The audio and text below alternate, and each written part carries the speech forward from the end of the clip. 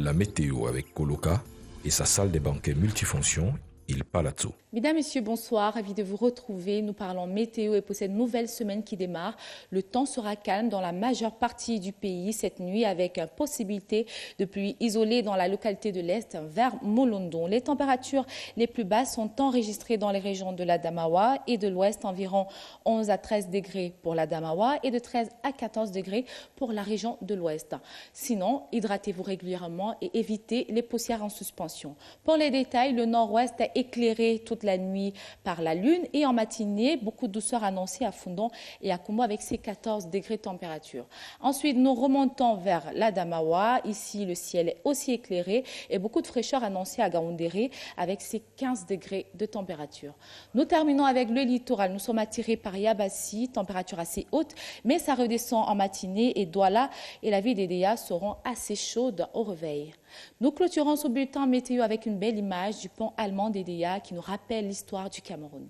Excellente soirée.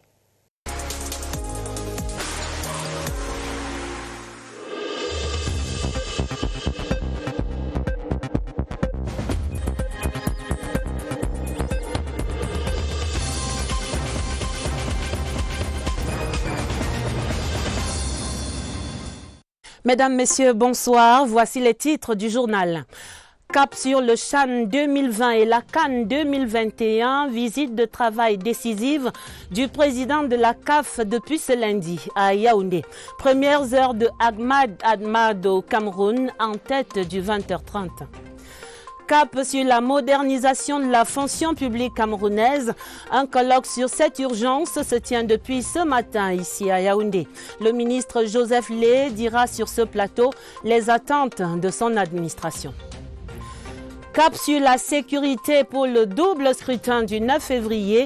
Les gouverneurs des 10 régions tiennent leur première conférence semestrielle depuis ce lundi dans la capitale. Les enjeux dans ce 20h30, voilà pour les titres. Ahmad est en visite de travail au Cameroun depuis ce lundi matin. Le président de la Confédération africaine de football va avoir au Cameroun des séances de travail avec les officiels et avec le comité d'organisation de la CAN 2021. Également au programme, le dévoilement de l'hymne et de la mascotte du CHAN 2020. Germain-Noël Essengue raconte ici l'arrivée des officiels de la CAF à l'aéroport international de Yaoundé. Simalène ce lundi matin. C'est à 11h ce lundi que le patron de la CAF est accueilli par le président de la FECAFOOT, son interface au Cameroun. Aux côtés de Seydou Mbonjoya, Samuel Eto'o et Anthony Bafoué, 2 membres de la CAF en mission avancée à Yaoundé. Décontracté, Ahmad n'a pas fait de mystère sur sa présence au Cameroun. C'est une visite de travail avec les différentes parties prenantes de football, des représentants des parties prenantes du football africain qui sont là pour discuter, pour prendre des décisions sur notre compétition, la CAN. Pour celui qui préside aux destinées de l'instance fêtière du football continental, les décisions dans le football ne doivent pas être unilatérales. Elles relèvent plutôt d'une responsabilité commune. Mon devoir en tant que président, c'est de vous faire appel à tous, que chacun amène sa contribution, que chacun expose son point de vue, comment nous développons notre football. Ahmad a clairement indiqué qu'il revient au pays hôte de montrer la meilleure voie. Je suis là pour écouter et pour prendre ensemble avec la partie camerounaise, c'est-à-dire les représentants du gouvernement qui sont au sein du COCAN, pour prendre les décisions qu'il faut. Le président de la CAF tiendra une séance de travail avec le COCAN mercredi en matinée avant de présider la soirée de dévoilement des visuels du COCHAN dans une formule spectacle au Hilton Hotel. Au regard de ce qui précède, on peut observer que l'option de la consultation est désormais mise en avant pour le projet CAN 2021.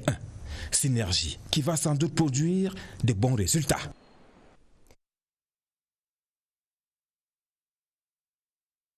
de cette visite figure sans nul doute le complexe sportif de Japoma à Douala. Allons donc découvrir ce bel ouvrage à la veille du match préparatoire des Lions A' contre les Léopards de Douala dans la perspective du CHAN 2020 qui démarre dans 2 mois et demi maintenant. Notre guide à Japoma, Monique Félicité Chouane. Le Cameroun figure désormais dans le cercle fermé des pays détenant les plus beaux stades du monde et plus singulièrement d'Afrique. Avant son inauguration prévue d'ici peu à l'occasion du CHAN 2020, le complexe sportif de Japoma suscite déjà intérêt, curiosité et admiration avec son dispositif ultramoderne et enchanteur. Chaque Camerounais se bombe le torse grâce à ce joyau qui fera du pays des Lions A' une destination sérieuse pour l'organisation de grands rendez-vous mondiaux du sport. Oui, du sport en général, car au-delà du football, l'athlétisme également est praticable dans cette enceinte et aux alentours, on retrouve une piscine olympique pour des tournois de natation. En face, plusieurs disciplines sont prévues dans ce magnifique gymnase. À côté, se dévoilent 2 stades d'entraînement. À l'intérieur de la cuvette, 50 000 places sont impatientes d'être occupées. La belle pelouse est tondue et arrosée chaque jour. Le championnat d'Afrique des Nations est prévu du 4 au 25 avril prochain. Il permettra à tous et à chacun de toucher du doigt cette merveille. Et pour y accéder, différentes voies vastes permettent de circuler de façon fluide. Garer les véhicules sera sans souci, ces vastes étendues servent de parking. Le gouvernement camerounais s'investit ainsi dans le développement des infrastructures qui permet aux sportifs de s'épanouir et de se performer sur place à Douala et sans complexe. Les étapes de cette visite de travail de la CAF, ce sera dans nos prochaines éditions. Également dans l'actualité ce lundi, la fonction publique camerounaise qui prépare sa révolution. Le Premier ministre chef du gouvernement, Joseph Dione Ngouté, ouvrait ce lundi à Yaoundé le colloque national sur la modernisation de notre administration. La rencontre placée sous le très haut patronage du président de la République rassemble des experts et des universitaires pour une réflexion sur l'instauration des bonnes pratiques et de la gouvernance dans l'administration camerounaise. Laurentine Bokono raconte l'ouverture du colloque ce lundi matin à l'hôtel de ville de Yaoundé. Exit les carillons de fête de fin d'année 2019, place aux cloches de 2020, celles qui sonnent la modernisation de notre fonction publique. La fonction publique camerounaise que le chef de l'État appelle de tous ses voeux. Des cloches qui retentissent encore plus fort depuis ce lundi 13 janvier et dont on entendra le son 3 jours durant. L'hôtel de ville de Yaoundé est choisi comme l'espace qui verra la gestation d'une fonction publique plus fiable, plus efficace, plus compétente. À l'intérieur de la salle Samba à Angola, celui qui accueille est celui qui parle le premier. Le délégué du gouvernement auprès de la communauté urbaine de Yaoundé, Gilbert Timé-Vouna, est le premier à prendre la parole pour le mot de bienvenue. Le ministre de la fonction publique et de la réforme administrative pour souligner et présenter le carré d'or de la nouvelle fonction publique camerounaise. La fonction publique nouvelle, telle que voulue par le président Paul Biya, devra avoir pour socle granitique les 4 piliers suivants. 1. L'acquisition de nouveaux outils de travail. 2. La révision en profondeur des textes et des procédures. 3. Le renforcement des capacités. 4. Le changement des mentalités et la vulgarisation des bonnes pratiques pour l'avènement d'un nouvel agent public au Cameroun. Le Premier ministre chef du gouvernement exhorte toutes les parties prenantes, administration publique et privée et société civile, à façonner la fonction publique de demain, d'où le thème « Modernisation de la fonction publique camerounaise, état des lieux, défis et perspectives ». En plaçant ces travaux sous son très haut patronage, le président de la République traduit sa détermination à moderniser notre appareil administratif. Le chef de l'État veut faire de notre administration un levier de développement.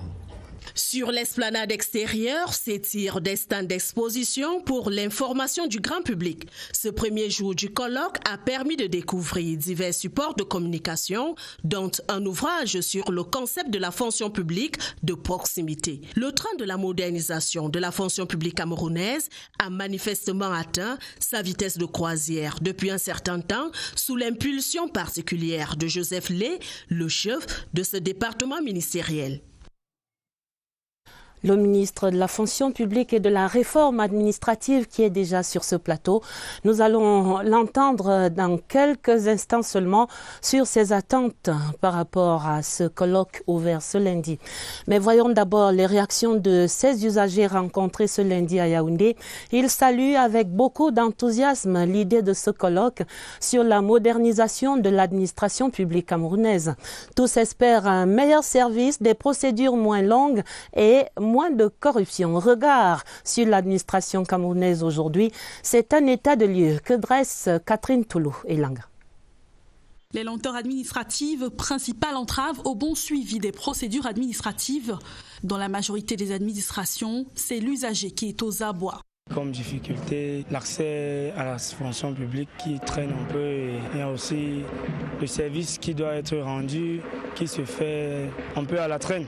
Nous avons des problèmes au niveau du suivi du dossier. Nous ne savons pas comment le dossier suit son parcours. Des pratiques malsaines, telles que la corruption, viennent se greffer à ces retards, créant un véritable désamour entre la fonction publique et les usagers. Ça fait bientôt 3 ans qu'on a déposé le dossier à la fonction publique pour une prise en charge. Mais actuellement, le dossier n'avance pas. Depuis le 22 février 2018, il est statique. Depuis quelque temps, le ministère de la fonction publique et les autres administrations se sont engagés dans un vaste programme d'émergence. Et cela passe par la modernisation qui implique des réajustements tant sur le plan structurel que fonctionnel. Ainsi, la nouvelle fonction publique repose sur 4 piliers. D'abord, l'acquisition des nouveaux outils de travail, la révision des textes et procédures, ensuite le renforcement des capacités et le changement des mentalités. Pour ce qui est du plan de la gouvernance, le CJPS2 constituera un levier majeur de l'accélération et de l'amélioration de la qualité des services publics. Et pour ce qui est des travaux proprement dits, dès la phase protocolaire achevée ce lundi matin, le colloque est entré dans le vif du sujet avec une première conférence thématique qui permet d'entrevoir déjà des pistes vers cette gouvernance axée sur les résultats, un concept très à la mode à ce colloque. Regard croisé des 2 professeurs Viviane Ondwa-Biolé et Lionel Pierre Guesselé, c'est dans ce reportage de Martine Noël-Dengue. Entre le rêve des usagers et la réalité bureaucrate, le fossé est parfois étanche. Pour le combler, le gouvernement propose que la fonction publique bouge, avec les résultats d'abord et avant tout. Entre 2010, année d'affirmation de cette volonté par les pouvoirs publics, et 2020, 10 ans plus tard, la fonction publique camerounaise reste en quête de modernité. Il faudrait qu'on se mette au sérieux, au moins sur le plan éthique. Il faut que chacun se dise que le destin du Cameroun dépend en quelque sorte de lui. Si l'on arrête en quelque sorte le clientélisme dans le recrutement dans la fonction publique, que ce soit dans les concours administratifs ou alors même dans le cadre des recrutements sur titre, l'on aboutira à des recrutements d'agents de qualité, puisque ce sont ces agents de qualité qui sont les moyens humains à partir desquels on attend les résultats escomptés. Sur le plan législatif pourtant, que de progrès pour secouer l'inertie. Mais c'est l'agent public, acteur décisif du changement, qui doit changer de logiciel pour inscrire son travail quotidien dans la gestion axée sur les résultats. Il s'agit non pas des changements cosmétiques, mais des changements de nature. Alors, avec les agents publics actuellement, on constate qu'il y a une sorte de brouillage identitaire. Nous avons un nouveau paradigme qui est marqué justement par ces nouvelles valeurs, mais nous avons des agents publics qui fonctionnent encore avec des éléments du leader bureaucrate complètement déconnectés de la réalité. L'agent public est d'abord au service. L'agent public doit être celui-là qui est éthiquement irréprochable, mais surtout tenir compte des avis des autres et considérer qu'il n'est pas le seul leader de l'administration. L'atteinte des résultats, aspiration de tous les instants de la fonction publique camerounaise, reste dépendante de la qualité de ses ressources humaines. Ces hommes et femmes répondent de la compétence des administrations. Monsieur le ministre, la fonction publique et de la réforme administrative, bonsoir. Bonsoir. Et bienvenue sur ce plateau. On peut dire que Madame vous êtes chez vous, à la maison, à la CRTV. Ah oui. Bienvenue. Un retour sur mes anciennes amours. Les premières amours. Ça fait 14 ans, hein. Le temps passe vite. Merci de nous faire l'amitié de cette invitation. Alors, un colloque sur la modernisation de la fonction publique camerounaise. Et on peut dire que ce n'est pas assez tôt. Ce n'est pas assez tôt, vous le dites, mais vous n'avez pas totalement raison, dans la mesure où ce n'est pas la première initiative. Il y a eu des initiatives qui datent de la fin des années 80, ensuite au milieu des années 90, beaucoup d'initiatives, c'est vrai, et il y a eu aussi des résultats. J'espère que vous avez suivi attentivement le Premier ministre chef du gouvernement ce matin, qui a rappelé toutes ces initiatives, qui a rappelé les résultats obtenus. Mais vous savez, nous devons être dans une sorte de mouvement d'adaptation permanent, de telle sorte que, étant donné que la société elle-même évolue, nous avons le devoir d'évoluer, de nous adapter. Aujourd'hui, c'est la digitalisation. C'est incontournable. Nous n'avons pas d'autre choix que de nous remettre en cause, de nous adapter à la nouvelle donne qui est marquée par la digitalisation de l'ensemble des services. D'où l'acquisition des nouveaux outils que vous proposez comme premier levier sur lequel il faut actionner. Quels outils? De quels outils s'agit-il? Il s'agit des outils de travail. Des outils de travail, notamment les ordinateurs et autres, changer de système d'information qui vous permettent d'avoir plus de fluidité dans la circulation de l'information. Il s'agit de renforcer les capacités, Madame Bala, parce que vous savez, tant que vous ne vous remettez pas en cause en termes, n'est-ce pas, d'adaptation aux nouvelles connaissances, y compris dans votre domaine, notre domaine, le journalisme, vous allez accuser un retard. C'est pour ça qu'il faut constamment se remettre en cause. Et puis maintenant, il faut changer les mentalités. C'est très important. Et c'est peut-être le plus difficile. Oui, c'est le plus difficile parce qu'on a... Comment allez-vous vous y prendre pour ces changements de mentalité? D'abord, en ce moment, nous avons mis nos presque 700 collaborateurs à l'école. Ils sont formés en ce moment à l'IAI, Centre d'excellence technologique Paul Biya, pour qu'ils aient une bonne maîtrise de ces nouveaux outils.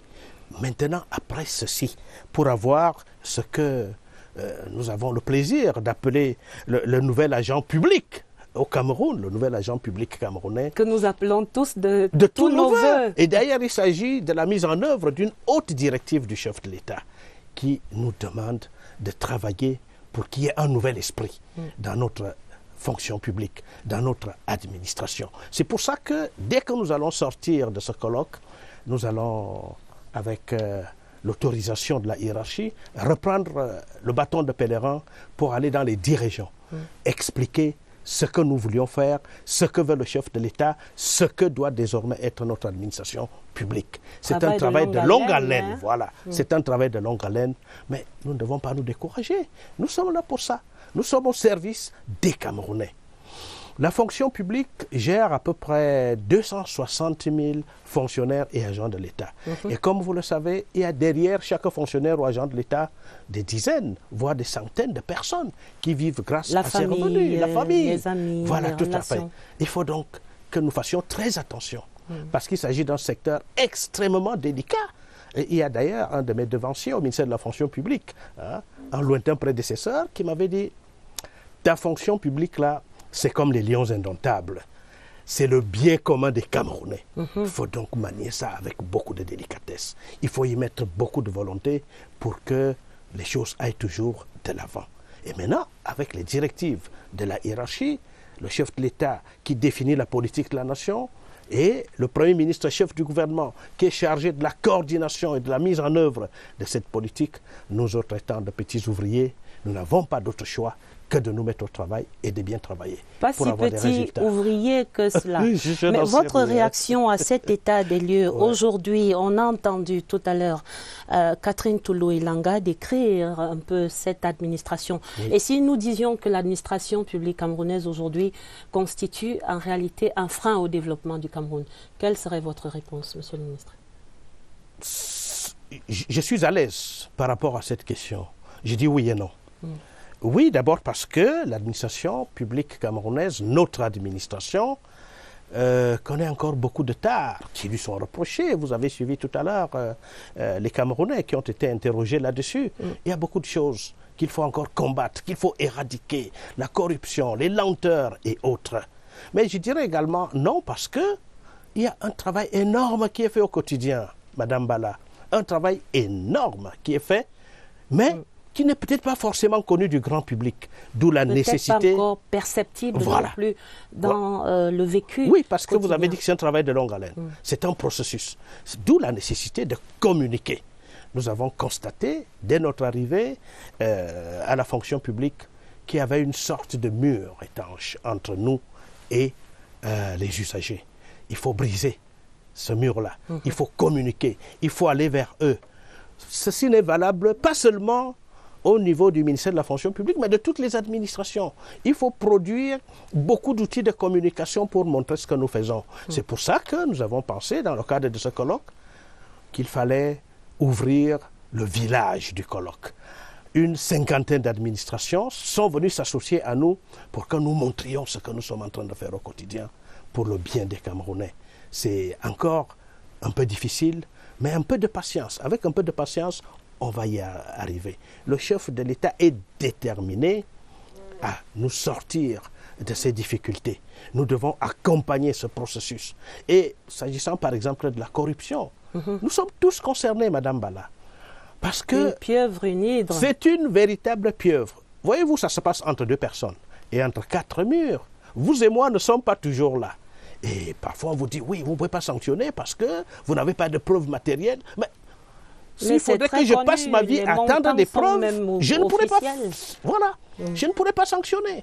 C'est pour ça que lorsqu'il y a une certaine récurrence, on est obligé de sanctionner. Vous avez dû constater la semaine dernière que nous avons fait un vaste mouvement parce qu'il y avait quand même des agents publics qui étaient au même poste depuis une dizaine d'années, une quinzaine d'années. Il y a des méthodes qui ne sont plus adaptées au fonctionnement actuel de notre administration. On se dit il faut peut-être un petit jeu de chaises musicales pour que les gens soient amenés à affronter de nouveaux challenges. Ça va leur permettre peut-être aussi de changer d'habitude et de mentalité. En tout cas, nous allons y veiller tant que nous avons encore un peu d'énergie et sous la haute impulsion de la hiérarchie, nous allons travailler dans ce sens. Et généralement, au sortir de ce type de brainstorming, de grands colloques, les résolutions, les recommandations sont mises dans les tiroirs. Vous avez dit, vous allez prendre votre bâton de pèlerin pour faire le tour des régions, oui, mais encore les résultats de ce colloque.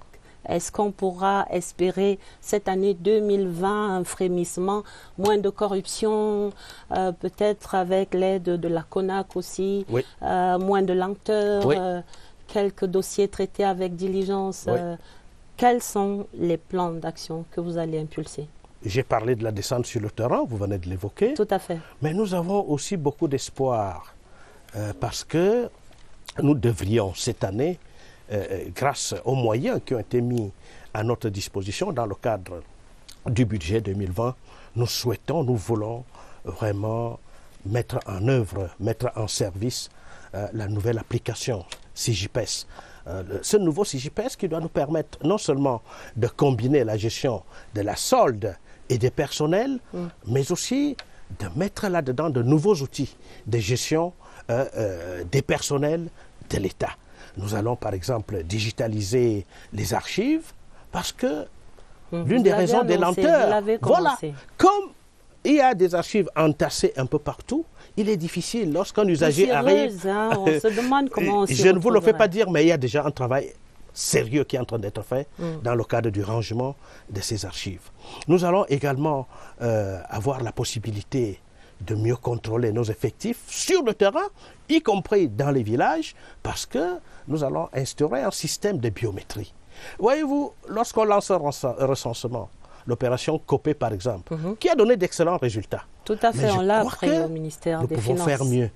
On peut faire mieux en instaurant ce genre de contrôle de façon permanente.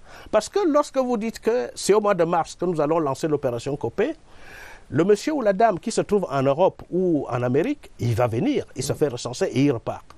C'est vrai que au niveau du ministère des Finances, ils ont mis beaucoup de garde-fous en travaillant avec la police des frontières et autres. Mais il faut aller beaucoup plus loin. C'est pour ça que cette année, nous souhaitons lancer une vaste opération d'assainissement du fichier personnel. L'assainissement du fichier solde est là, mais il faut aussi assainir le fichier personnel. C'est ainsi que à chaque employé va correspondre un salaire précis et le salaire qu'il mérite. Nous espérons y arriver. En tout cas, ce n'est pas la volonté qui manque.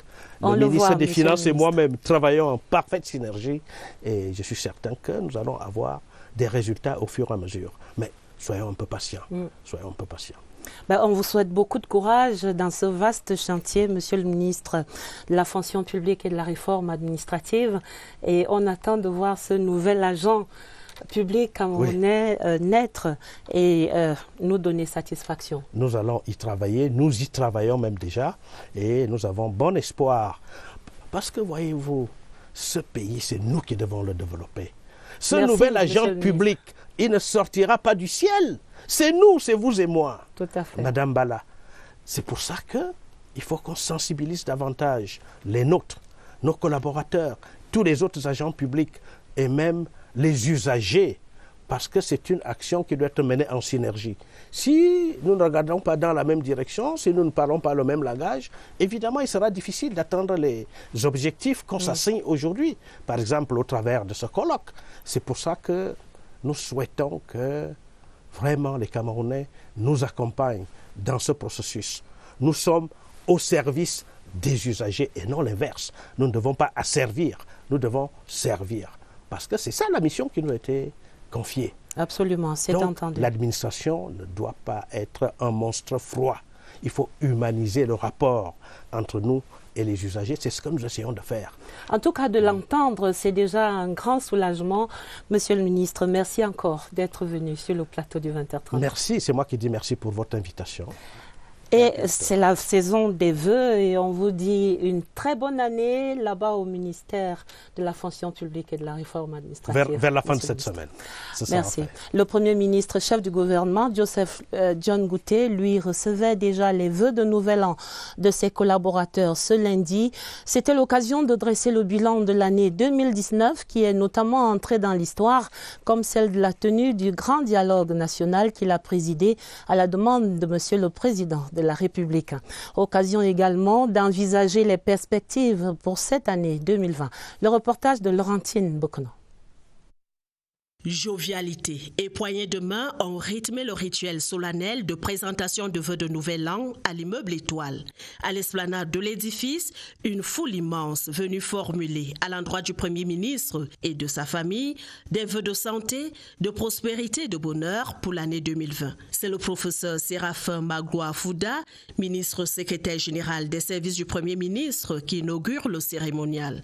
Le secrétariat général assiste le chef du gouvernement dans l'accomplissement de ses missions. Balungeli Confiance Ebouné, ministre directeur du cabinet en toute confiance, conduit le personnel placé directement sous la responsabilité du Premier ministre. En troisième position, les membres du Comité national de désarmement, de démobilisation et de réintégration sous la conduite de son coordonnateur, Fayingo Francis. Peter Essoka est à la tête du Conseil national de la communication, un organe de régulation et de consultation doté de la personnalité juridique et de l'autonomie financière. Maître Eyosoume conduit la délégation du programme national de bonne gouvernance. Mouben Matapit Issofa, secrétaire permanent du Conseil national de la route, conduit la délégation de la CONAROUTE. Akom Vondon Moïse est à la tête des membres du Conseil de régulation et de compétitivité. Messia Tangana Luc conduit le Conseil national de la décentralisation. En 9e position, le secrétariat technique du comité de préparation de la Coupe d'Afrique des Nations de football sous la conduite d'Etogo Jean-Claude, président du dit comité. Les membres du conseil d'agrément des manuels scolaires et matériels didactiques sont conduits par Common Paul, président du dit conseil. C'est alors que fait son entrée en scène la délégation de la sécurité sous la conduite du colonel Ndeke Joseph, chef de la sécurité du Premier ministre. Tout autant remarquable est le passage de l'équipe des reportages des activités de souveraineté rattachées au service du Premier ministre sous la conduite de son chef Jean-Pierre Ndjana, journaliste principal hors échelle. La boucle est bouclée par Abok Abang Atemako, chef du protocole du Premier ministre. Au total, 13 délégations auxquelles se greffe le bilan particulièrement élogieux des activités du Premier ministre chef du gouvernement au cours de l'année 2019. Une année marquée par la tenue du grand dialogue national que Chief Dion Gote a su conduire avant, pendant et après ce grand événement national, méritant ainsi la haute confiance placée en lui par le président de la République. C'est dans cette atmosphère de satisfaction générale que le professeur Tounamama, conseiller spécial du Premier ministre, a été fait grand officier de l'Ordre de la Valeur. Exit 2019, bienvenue à 2020. Autre actualité, les gouverneurs des 10 régions qui tiennent leur première conférence semestrielle depuis ce lundi à l'hôtel de ville de Yaoundé. Les travaux présidés par le ministre de l'administration territoriale Paul Latangandji sont consacrés essentiellement à la préparation du double scrutin du 9 février sur le plan sécuritaire. Séverin Alégambélé. Le fait majeur de l'actualité politique du moment commande que les gouverneurs des régions se retrouvent une fois de plus à l'hôtel de ville de Yaoundé pour parler des préparatifs du double scrutin du 9 février prochain. Il faut évaluer les mesures sécuritaires prises sur le terrain pour un bon déroulement des opérations de vote. En même temps, recevoir des administrations partenaires, des codes pour une action concertée et beaucoup plus efficace dans un environnement social plus ou moins serein. Comme nous le savons tous, ces élections se tiendront dans un contexte sécuritaire particulier dans certaines régions de notre pays. En sa qualité d'agent du gouvernement dans tout processus électoral, le ministre de l'administration territoriale, à travers les autorités administratives, doit accorder à ELECAM l'encadrement sécuritaire nécessaire pour le double scrutin du 9 février 2020. Les très hautes directives du chef d'État sont claires. Les élections doivent avoir lieu sur l'ensemble du territoire national, à savoir les 10 régions, les 58 départements et les 360 arrondissements. La sécurité des personnes et des biens avant, pendant et après le vote constitue donc l'élément clé de cette conférence de gouverneurs des régions à laquelle participent le délégué général à la Sûreté nationale et le secrétaire d'État à la Défense chargé de la gendarmerie. Deux responsables dont les communications sont donc grand apport dans le maillage sécuritaire du territoire. Parole à présent à 6 gouverneurs des régions, l'extrême nord, l'Adamawa, le littoral, le sud, l'est et le nord-ouest. Parole pour une évaluation de la situation sécuritaire dans leurs unités de commandement. C'est dans un entretien avec Séverin Alégambélé. J'ai tenu une réunion de CSE avec tous les préfets et les forces pour évaluer la situation. Les gens de Cameroun se mobilisent. Les partis politiques ont reçu la charge de remobiliser l'électorat sur les hautes instructions du chef de l'État, du chef du gouvernement. Les mesures sécuritaires d'accompagnement sont en place et nous osons croire que le moment venu, les élections se dérouleront dans de bonnes conditions dans la région du Nord-Ouest. À l'heure où je vous parle, l'état d'esprit est au beau fixe, déjà avec la sérénité retrouvée. Le calme est là, la sécurité également. C'est vrai que nous avons quelques incursions, mais nous l'avons toujours souligné, c'est des incursions de prédation. La situation générale est calme. Si vous évoquez les élections, eh bien, elles se préparent sereinement. Les listes des candidats sont connues. Les états-majors des partis politiques sont à pied d'œuvre. Et je crois que lorsque la campagne sera lancée, on aura beaucoup de mouvements dans la région. Le Sud est préparé pour les élections. la préparation continue à se faire, à se parfaire, nous pensons que nous aurons moins de soucis pour ces élections. Je crois que l'effervescence a été déclenchée depuis la convocation du corps électoral. Les opérations des investitures ont suivi. Et au jour d'aujourd'hui, au niveau de la région de l'Adamawa, toutes les parties prenantes sont désormais connues. Nous aurons 12 différents partis politiques qui vont compétir dans notre région. Nous notons qu'au niveau des états-majors politiques, ça bouge un peu et nous suivons, n'est-ce pas, parallèlement la situation, n'est-ce pas, de ceux qui veulent insécuriser le littoral en général et la ville de Douala en particulier. Pour une autre lecture des enjeux de cette conférence des gouverneurs des régions, j'accueille à présent Séverin Legambele. Vous êtes le chef du service politique ici à la rédaction télé. Bonsoir Séverin. Bonsoir. Alors, qu'est-ce qu'on peut voir exactement de ces enjeux globaux à cette première conférence semestrielle des gouverneurs? On dit enjeux sécuritaires. Les élections législatives et municipales sont fixées, on le sait, au 9 février au matin. Cette sécurité sera-t-elle donc assurée pour les personnes et les biens? C'est pas moi qui le dis, c'est le chef de l'État qui a donné cette assurance. Lors de son message de fin d'année, il a dit aux Camerounais que des mesures sont prises pour que ces élections aient lieu. Mais ce qu'il faut savoir, c'est qu'il y a lieu de comprendre qu'il y a urgence en ce moment de tenir dans les délais fixés par la loi. Dès lors que le corps électoral est convoqué, nous savons que ce corps est convoqué le 9 février, comme vous le rappeliez, il faut donc aller aux urnes.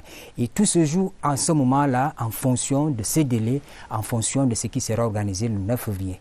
Il y a également urgence à aller aux élections municipales et législatives parce que, vous le savez bien, le mandat des députés à l'Assemblée nationale, des conseillers municipaux, a été plusieurs fois prorogé. Mais entre-temps, il y a eu l'adoption à l'Assemblée nationale, au Sénat, d'une loi.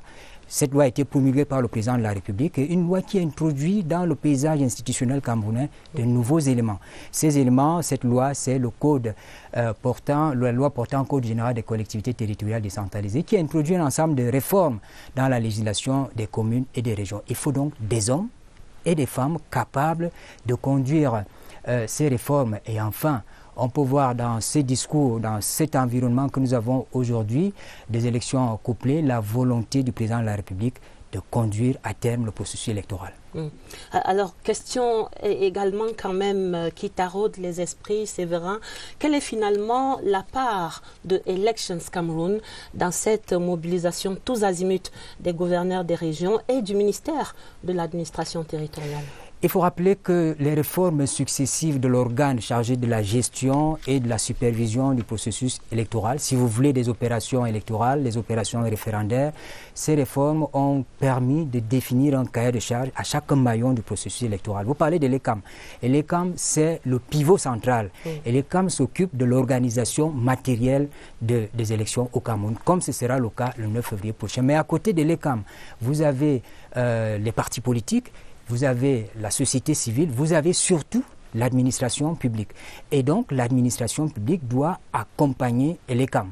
Les gouverneurs, les préfets, les sous-préfets ont l'obligation de donner tout le soutien à l'ECAM pour assurer la sécurité, par exemple, des bureaux de vote. Il faut sécuriser le matériel électoral, il faut sécuriser les électeurs et même les résultats. Tout à fait. Et dans cette approche-là, il faut rappeler que le ministère de l'administration territoriale, qui est l'agent du gouvernement dans ce processus, apporte donc par des moyens propres et ensuite, par l'appui des organes publics, d'autres organes publics, l'appui nécessaire pour que nous ayons des consultations populaires valables au Cameroun.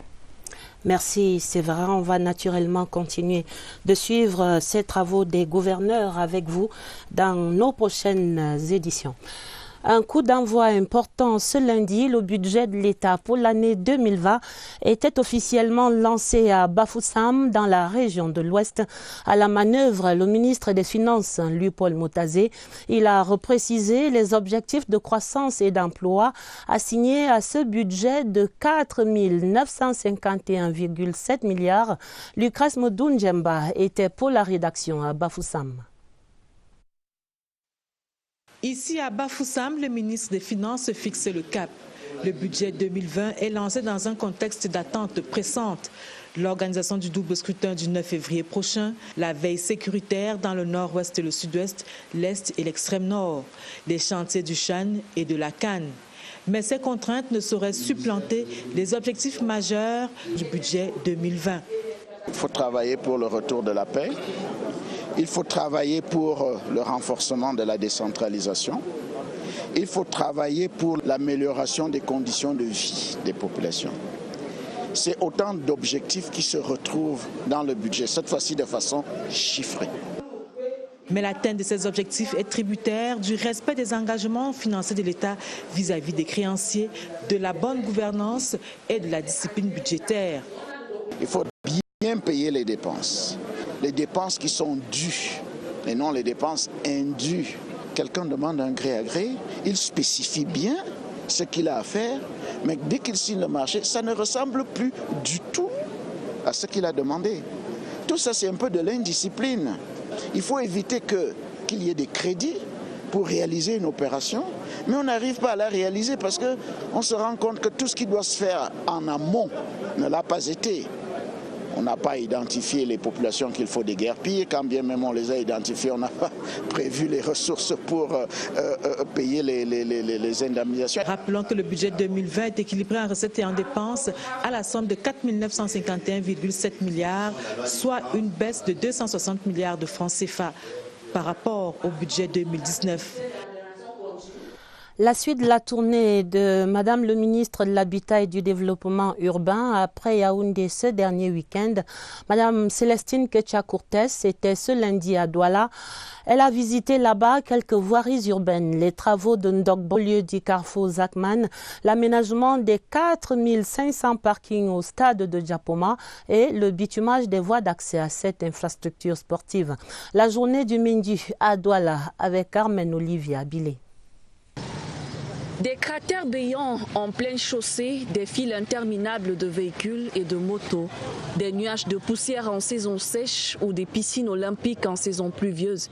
Voici peint le tableau chaotique du quotidien des populations des arrondissements de Douala 3 et 5. Trop d'embouteillages à cause de mauvais état de la route. Souvent, pratiquement 2 heures de temps. 2 heures de temps pour seulement atteindre le carrefour de Côtier, étant ici au carrefour Zachman. Quand j'essaie de regarder les mares d'eau partout là, il n'y a pas de chemin où l'eau peut vraiment circuler. Ça traîne. Vraiment, j'étais dans le souci. Quand on a fini vraiment la grande route, je me suis dit que peut-être nous sommes abandonnés. Mais finalement, le chef de l'État a dit non. Il est là, il nous a promis et il ne nous a pas oubliés.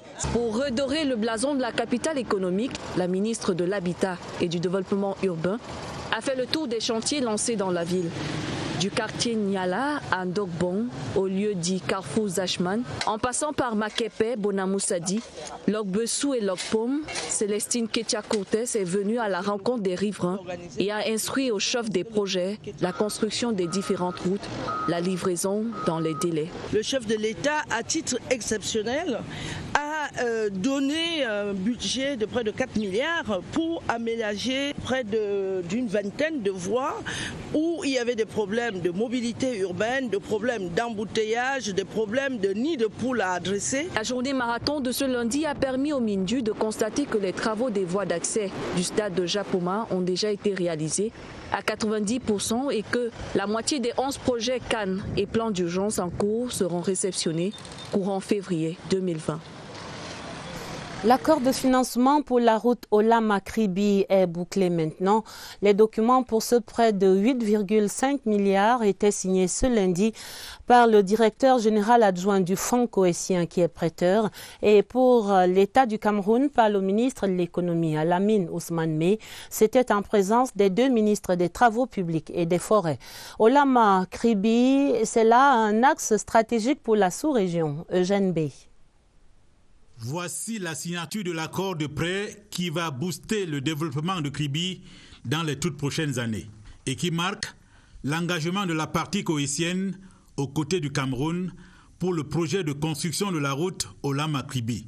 8,5 milliards de francs CFA seront nécessaires pour la réalisation de ce projet dont l'importance pour le Cameroun n'est plus à démontrer.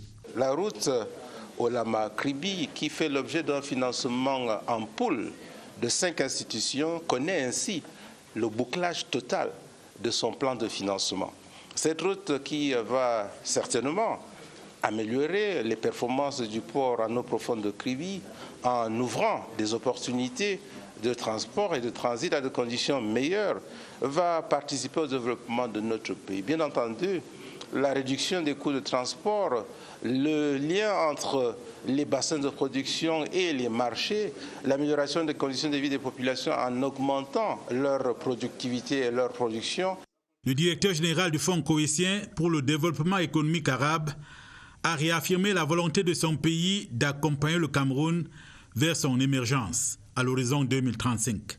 Témoin de la signature de cet accord de prêt, le ministre des Travaux publics, agence d'exécution du dit projet, et le ministre des Forêts et Faune, élite de l'Océan et quelques parlementaires. La régie fonctionne à merveille au port de Douala. 2 semaines déjà que l'expertise camerounaise est à l'œuvre au terminal à conteneurs du port. La régie instaurée par le conseil d'administration en charge de cette grande place portuaire nationale a déjà fait ses preuves à la grande satisfaction des usagers. Allons voir cela à Douala avec Léon Bertrand Tanefo. Le défi était lancé bien avant le 31 décembre 2019. Assurer la continuité du service public portuaire et accroître les performances dans les différentes opérations. Moins de 14 jours après, la communauté portuaire se satisfait des résultats obtenus. Les premiers navires qui ont été traités, les Camerounais sur la façade maritime ont fait 18-19 conteneurs heure. Le 11 janvier, la moyenne de la régie est de 556 conteneurs par jour. Une performance qui a rimé avec innovation et célérité, notamment au niveau de la facturation. Il fallait mettre sur pied un nouveau système, le TOS, et donc balancer donc tous les éléments de l'ancien vers le nouveau. Ça se fait en moins de 2 jours. La facturation est fluide. Globalement, nous sommes satisfaits dans l'ensemble. Ils sont en train de se battre vraiment pour améliorer la situation. L'impact économique se fait déjà ressentir et s'améliorera au fil des jours. La moyenne de bénéfices annuels était autour de 13, 14, 15 milliards. Ça veut dire que ces fonds-là vont rester maintenant au Cameroun. Ça va entrer dans le budget de l'État camerounais. La régie du terminal à conteneurs, manifestation de la promotion du savoir-faire et de l'expertise camerounaise, démontre donc ses pleines capacités dans la gestion des opérations portuaires. Et le patriotisme économique est bien mis en exergue. Et on allait dire un seul mot, continuons. Le ministre de la Jeunesse et de l'Éducation civique visitait ce lundi le chantier de réhabilitation et d'extension des services de son département ministériel. C'est un bâtiment situé au centre administratif de Yaoundé, aujourd'hui réalisé à quelques 80%, avec 3 blocs de 68 bureaux dotés de commodités les plus modernes. Le ministre Mounou Nafoutsou présente ici les travaux à notre reporter Franck Evina. Le chef de l'État a créé tout un département ministériel dédié à la jeunesse, mais également il a instruit pour qu'on dote ce département ministériel d'infrastructures dignes, avec une première phase qui a permis déjà d'ériger ces 3 bâtiments, mais également il est programmé pour 2020 la deuxième phase qui va permettre véritablement de regrouper en un seul lieu tous les services du ministère de la Jeunesse et même des structures attachées et sous tutelle. Les responsables des services centraux et déconcentrés du ministère de l'Environnement, de la Protection de la Nature et du Développement durable sont en concertation à Yaoundé. Des assises qui se tiennent dans la salle de réunion de la Croix-Rouge visent à un plus grand éveil des consciences sur l'importance des questions environnementales au Cameroun. Le compte rendu de Augustin Bichoka. C'est un rituel d'entame d'année au ministère de l'Environnement, de la Protection de la Nature et du Développement durable qui s'ouvre dans cette salle de réunion de la Croix-Rouge. Ces délégués venus des 10 régions, comme ses partenaires, prennent part à la conférence pour baliser les actions à mener pendant les 12 prochains mois. Le thème de réflexion porte sur « Ensemble, éveillons les consciences sur l'importance de l'environnement ». Nous avons voulu qu'à travers les réponses à ces questions-là, nous dégageons effectivement une voie qui nous permette de façonner un meilleur futur. Nous avons l'impression que les consciences ne sont pas suffisamment éveillées. Et nous allons, à travers nos actions, basées sur le thème choisi, mener des actions concrètes, c'est-à-dire visibles, qui puissent évaluer et puis aller vers la population pour expliquer, pour convaincre que l'environnement, ce n'est pas l'affaire d'une seule personne, c'est l'affaire de tout un chacun. 5 exposés, tous portant sur les défis de l'heure, vont conduire le reste de la journée. Parmi eux, la préservation de la biodiversité. Il s'agit de mettre les communautés autochtones et les communautés locales au centre des questions de conservation. Ces efforts, ainsi conjugués et rassemblés à la fin de journée, à l'issue des travaux, guideront les axes de préoccupation environnementale de notre pays pour en faire bientôt un moteur de la croissance économique. Reparlons en images de cet incendie d'un atelier de menuiserie au quartier Eliguefa, ici à Yaoundé. C'était dimanche ce dernier week-end. Le feu a fait de très nombreux dégâts matériels, mais heureusement pas de perte en vie humaine. L'enquête ouverte devrait maintenant permettre de déterminer les causes exactes de ce drame. Leur action, eux, a fait les choux gras de la presse camerounaise ces dernières semaines. Eux, ce sont les recalés de la première phase de l'opération spéciale de recrutement des 2000 titulaires du doctorat des universités d'État. Ils ont fait entendre leur cri de détresse par un sit-in qui aura duré quelques 3 semaines. Entre sympathie et condamnation, les Camerounais apprécient. C'est là ce qui fait débat dans le journal ce lundi. Un reportage de Oswald Modon. Le temps de leur mouvement d'humeur, ils ont capté l'attention, celle des décideurs, mais pas que. C'était l'objectif recherché par la vague des titulaires laissés sur le bas-côté du recrutement spécial, décidé par le président de la République. Mais l'opportunité de cette action divise. Imaginez quelqu'un qui se forme pendant 5, 6, 7 ans de formation. Après, peine à trouver un emploi. Un doctorat, il a dépensé des centaines de mille pour se former. Comment est-ce qu'il va vivre? L'État devrait être un peu plus rigoureux dans sa gestion. Que l'État forme des gens pour être autonomes, comme au Singapour, comme à Kigali, pas formés pour recruter automatiquement. À croire que le geste présidentiel était l'espoir de leur survie. Ce ne sont pourtant pas les pistes à explorer qui manquent. Je crois qu'il faut multiplier les pôles de recherche où on utilise l'excellence. Il faut un peu désillusionner aussi certains qui ont cru que le doctorat à lui seul suffit pour venir enseigner. Ils pensaient tout savoir voix au chapitre, même face aux exigences de la profession.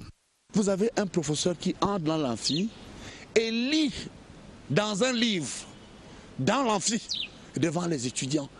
Et si tout espoir n'est pas perdu? Les éclairages du ministre d'État, ministre de l'Enseignement supérieur, rassurent. Il y a la possibilité des autres départements ministériels. Il y a la possibilité du secteur parapublic et du secteur public où on a besoin de têtes bien formées, de têtes bien pensantes. Il y a aussi et surtout, et les gens l'oublient, l'auto-emploi. Si au bout de la piste frayée par le chef de l'État, il y avait la garantie du matricule, la majorité s'accorde à dire qu'il y a bien d'autres moyens de se faire une place au soleil. Puisque, même avec le recrutement spécial, la sélection devra être fonction des besoins et des compétences réelles. En entame des nouvelles internationales du journal, je signale ce télégramme officiel de félicitations du président de la République, son Excellence Paul Biya, qui écrit à son homologue Zoran Milanović, président élu de la République de Croatie, suite à son accession à la magistrature suprême de ce pays. En international, donc, l'ouverture ce lundi à Pau, en France, d'un sommet du G5 Sahel. La rencontre se tient sur convocation du président français et en présence des chefs d'État du Mali, du Niger, du Burkina Faso, du Tchad et de la Mauritanie. Il s'agit de redéfinir la stratégie de lutte contre le terrorisme au Sahel. Philippe Roger Sama. Programmé en décembre dernier, puis renvoyé, le sommet du G5 Sahel à Pau s'est ouvert ce lundi. À huis clos, rassemble autour du président Emmanuel Macron de France les dirigeants du Tchad, du Niger, Mauritanie, Mali et Burkina Faso. Également invité, le président de la Commission de l'Union africaine, Moussa Faki Mahamat, Charles Michel, président du Conseil européen, et Antonio Guterres, secrétaire général des Nations Unies. Pour la France et ses partenaires engagés dans la lutte contre le terrorisme au Sahel, il est question de recadrer la stratégie militaire dans cette vaste région et de redynamiser les moyens à engager. Il faut également mobiliser les alliés internationaux pour un engagement de leurs troupes.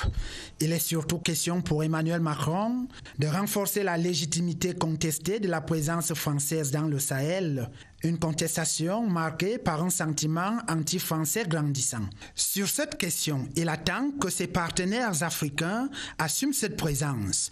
À titre de rappel, la France est présente au Sahel à travers l'opération Barkhane, forte de 4500 hommes. Selon l'ONU, cette guerre contre le djihadisme a fait plus de 4000 morts en 2019. 173 soldats y ont péri au cours des 2 derniers mois, dont 13 Français. La fin du 20h30 pour l'essentiel à retenir dans l'actualité de ce lundi. Cap sur le CHAN 2020 et la CAN 2021 avec la visite de travail décisive du président de la Confédération africaine de football, Ahmad est à Yaoundé depuis ce lundi. Cap sur la modernisation de la fonction publique camerounaise. Un colloque sur cette urgence se tient depuis ce lundi matin ici à Yaoundé. Dans ce journal, on a entendu le ministre Joseph Lé dire les attentes urgentes également de son administration. Cap sur la sécurité pour le double scrutin du 9 février. Les gouverneurs des 10 régions tiennent leur première conférence semestrielle depuis ce lundi ici à Yaoundé. La fin du 20h30, préparée avec la collaboration de Elvire Ninangalim, Auguste Angononga et Stéphane Zembomon. Vous aurez un autre journal à minuit sur cette antenne, présenté par Emma Anan et Sadou Mamoudou. Retrouvez immédiatement après le journal Yves-Marc Moudzo dans Présidence Actu. Très belle soirée sur la CRTV et à demain, 20h30.